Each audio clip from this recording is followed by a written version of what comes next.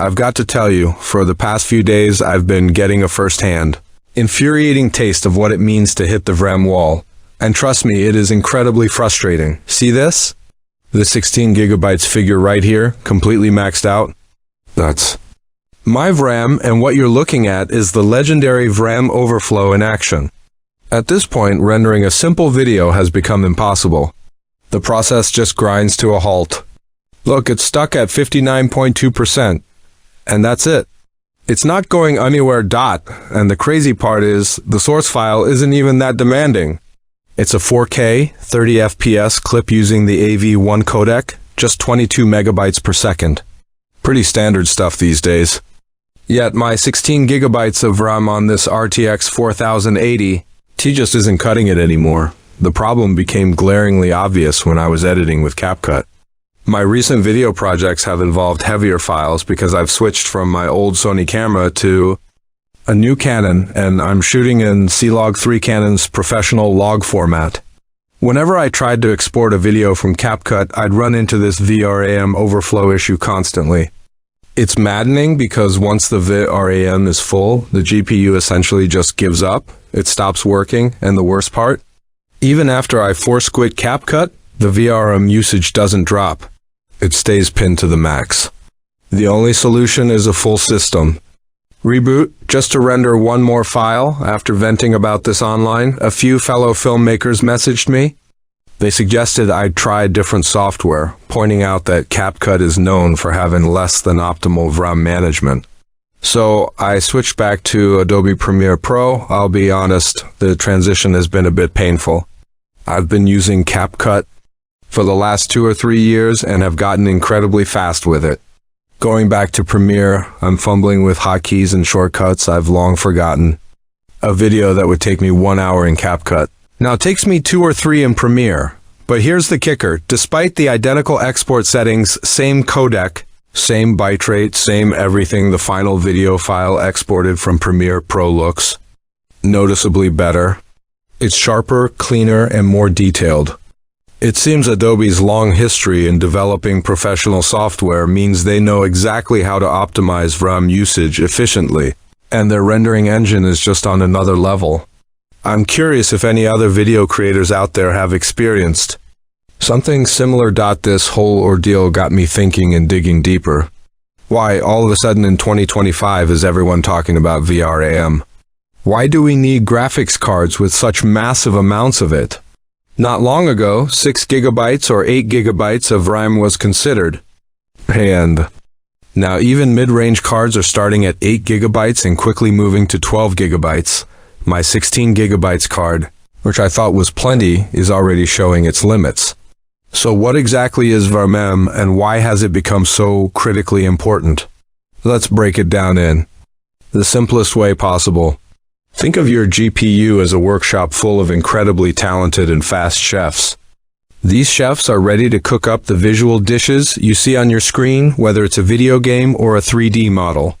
For these chefs to work at maximum speed, they need all their ingredients prepped, sorted, and laid out on a massive countertop right in front of them.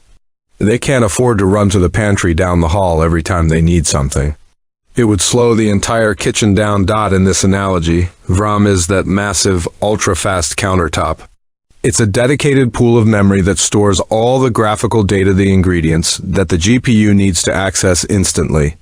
When VRAM is full, the chefs have to wait for ingredients to be brought from the main system RAM, the pantry, down the hall, or even worse, from the SSD, the delivery truck, outside.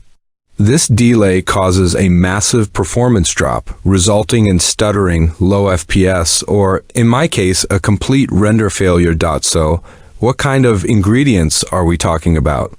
First, you have textures and images. A texture is like the skin of a 3D object. It's the detailed pattern on a piece of wood, the rough surface of a rock, or the intricate veins on a leaf. When you crank up the graphics settings in a game from low to ultra, you're loading much higher resolution, more detailed textures. All of these need to be stored in VRAM for the GPU to apply them in real time. Then there's mesh and geometry data. This is the underlying 3D skeleton of an object. A character, a car, a building, each is made of a complex wireframe. The more detailed the model, the more VRAM it occupies. You also have shaders. These are complex programs that determine how light, shadows, and surfaces interact. The shimmer of water, the flicker of a flame, the reflection in a character's eyes, that's all the work of shaders. And they are hungry for VRAM dot, and for gamers, a huge chunk of VRAM is used for the frame buffer. The GPU renders frames much faster than your monitor can display them. So it stores these completed frames in the frame buffer, ready to be sent to the screen. This ensures a smooth, tear-free image. A higher resolution means a bigger frame, which means the frame buffer needs more VRAM dot. This brings us to the elephant in the room: display resolution. The move towards high-resolution monitors is no longer a niche trend. It's the standard. 144p 2K is now commonplace, even on 14-inch laptops. For desktop users, 2004K gaming are the new targets. Playing the same game at the same settings, just switching the resolution from 108op to 144op, can easily increase VRAM consumption by over a gigabyte. Jump to 4K, and the demand skyrockets. Add to that modern graphical features like ray tracing and path tracing, which simulate light with incredible realism, and you have a recipe for massive VRAM usage. Turning on features like DLSS and frame generation also adds to the load. Today's most graphically stunning A8 games, even at 108op, can demand 12 gigabytes of RAM to run at their best. This leaves many popular 6 gigabytes and 8 gigabytes cards struggling, forcing players to turn down settings because there simply isn't enough RAM to hold all the high-quality data. So, what's the recommendation for 2025? If you're a 144op 2K gamer, 12 gigabytes of RAM should be your absolute minimum, with 16 gigabytes being the highly recommended sweet spot for a smooth, no-compromise experience across all titles. For the 4K crowd, 16 gigabytes is the starting line, but if you want to truly push your games to their limits, 24 gigabytes is becoming the new ideal. But it's not just about capacity. Another crucial, though more technical, factor is RAM bandwidth. This is how fast the GPU can access the data stored in its RAM. The new GDDR7 memory standard, coming with the next generation of cards like the RTX 50 series, offers a massive leap in bandwidth over the current GDDR6 for professionals working with heavy 3D rendering, complex lighting, and surface simulations. This increase in speed will be just as important as the increase in capacity. It allows more data to be moved at once, further accelerating complex workloads. Ultimately, my frustrating rendering experience was a blessing in disguise.